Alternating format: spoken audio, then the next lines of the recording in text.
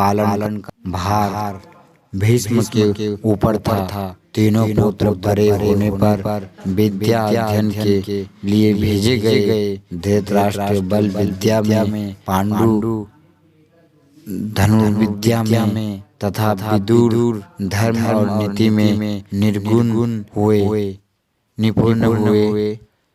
युवा होने पर धृतराष्ट्र अंधे होने के कारण राज्य के उत्तराधिकारी न बन सके। विदुर दासी पुत्र थे, इसीलिए पांडु को ही हस्तिनापुर का राजा घोषित किया गया। भीष्म ने धृतराष्ट्र का विवाह गांधारी की राजकुमारी गांधारी से कर दिया।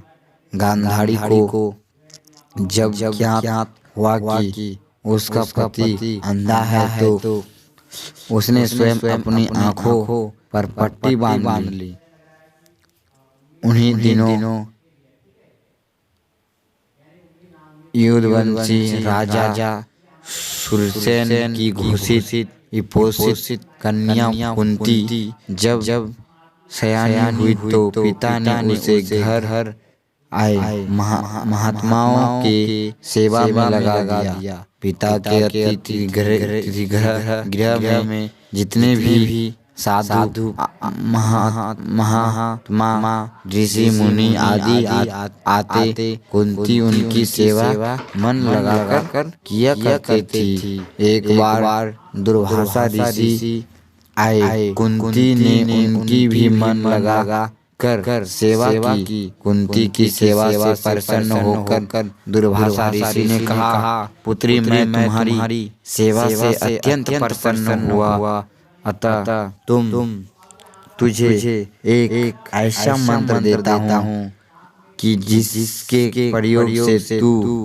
जिसे देवता का स्मरण करोगी वह तत्काल तेरे समक्ष प्रकट होकर तेरी मनोकामना पूर्ण करेगा। इस प्रकार दुर्वासा ऋषि कुंती को मंत्र प्रदान करके चले गए। एक दिन कुंती ने उस मंत्र की सहायता की जांच करने के लिए एकांत स्थान पर बैठे कर उस मंत्र का जाप कर सूर्यदेव का स्मरण किया। उसी क्षण सूर्यदेव वहां प्रकट होकर बोले, देवी मुझे बताओ कि तुम मुझसे किस वस्तु की अभिलाषा करती हो।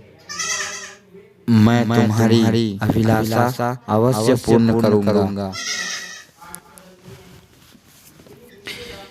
इस पर कुंती ने कहा, हे देव मुझे आपसे किसी भी प्रकार की अभिलाषा नहीं है। मैंने तो केवल मंत्र की सत्यता परखने के लिए ही उसका जाप किया है।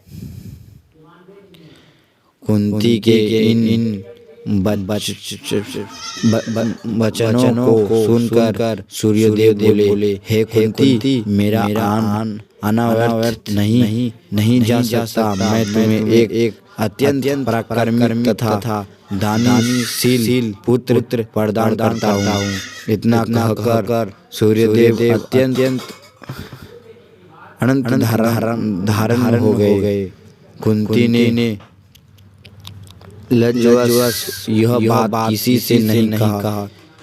किसी समय आने पर उसके गर्भ से कवच कुंडल धारण किया।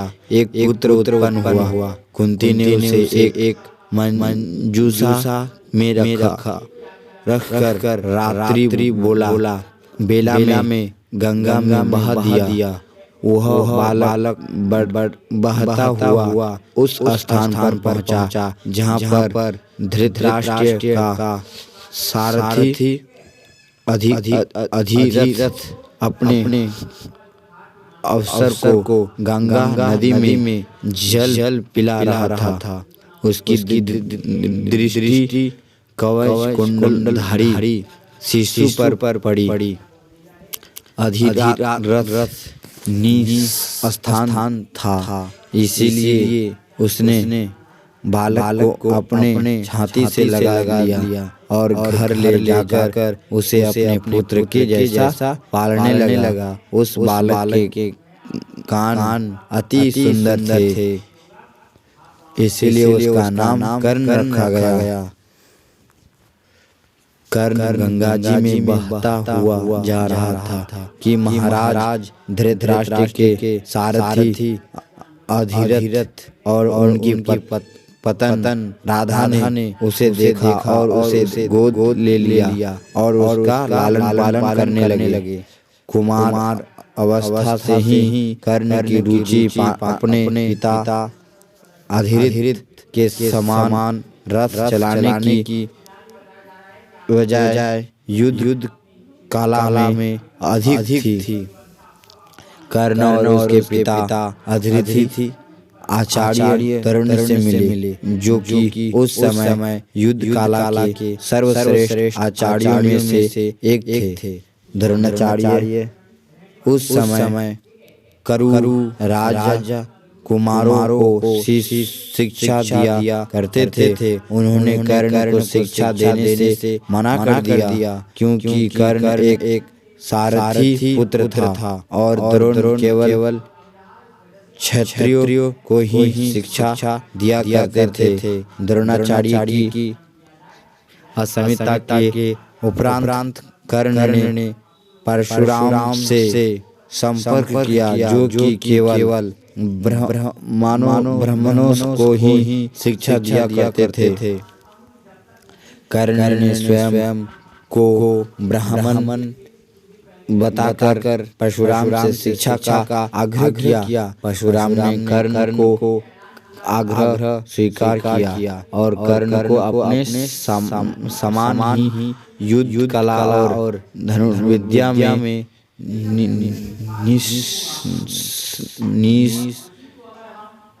निशाना किया। कर्ण को उसके गुरु परशुराम और पृथ्वी माता से श्राप मिला था।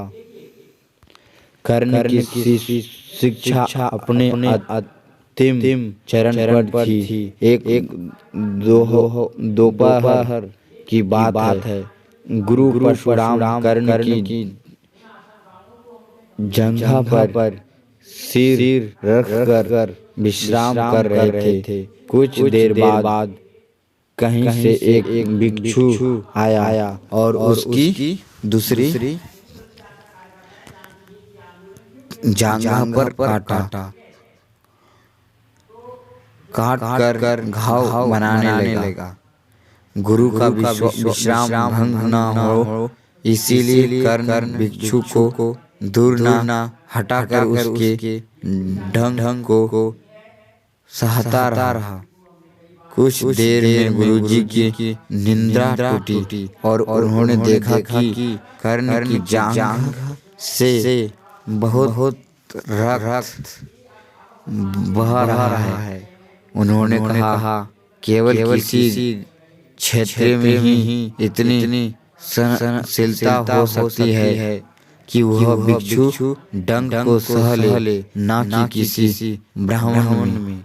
और परशुराम जी ने उसे मिथ्या भाषण के कारण श्राप दिया कि जब भी कर्ण को उनकी दी हुई शिक्षा की सर्वाधिक आवश्यकता होगी, उस दिन वह उसके काम नहीं आएंगी।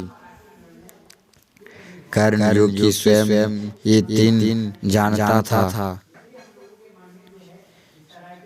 नहीं जानता था कि वह किस वंश से है, ने अपने गुरु से क्षमा मांगी और कहा कि उसके स्थान पर यदि कोई और शिष्य भी होता तो वो भी यही करता। यज्ञपति कर्ण को क्रोध अवश्य श्राप देने पर उन्हें गलनिल हुई, पर वे अपना श्राप वापस नहीं ले सकते थे।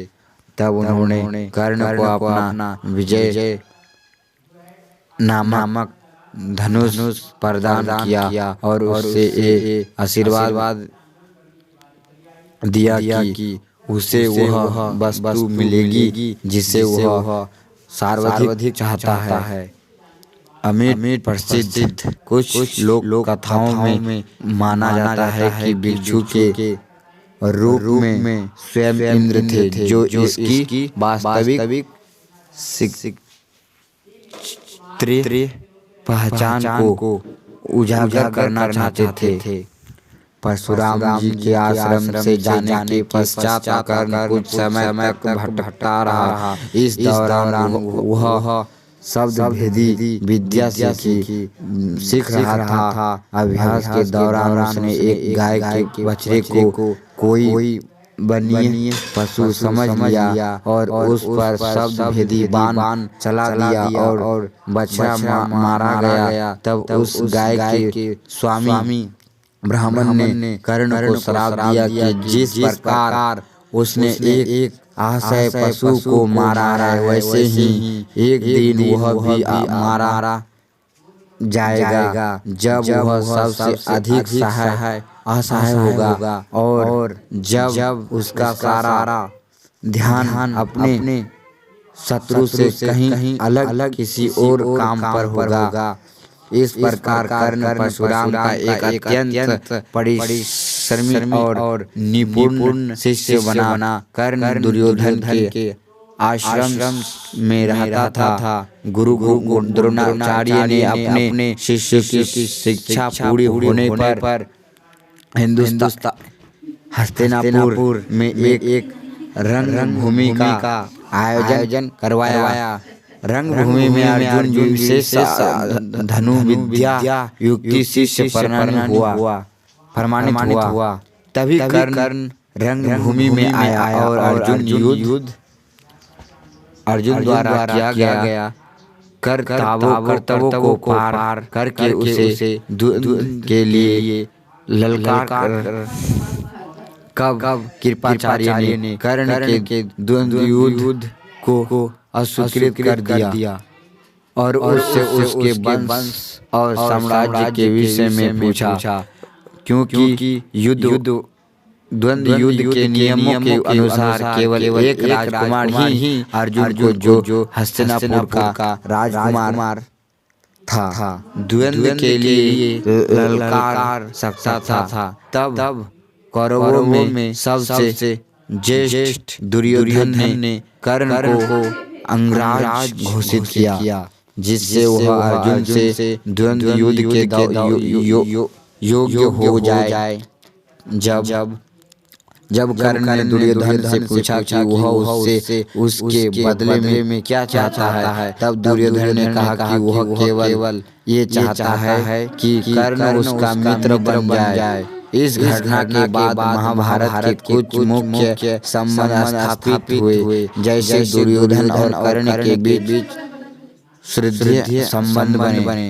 कर्ण और अर्जुन के बीच तीव्र प्रतिद्वंद्विता और पांडवों तथा कर्ण के बीच वैमनस्य। कर्ण दुर्योधन का एक निष्ठावान और सच्चा मित्र था। यद्यपि वह बाद में दुर्योधन को खुश करने के लिए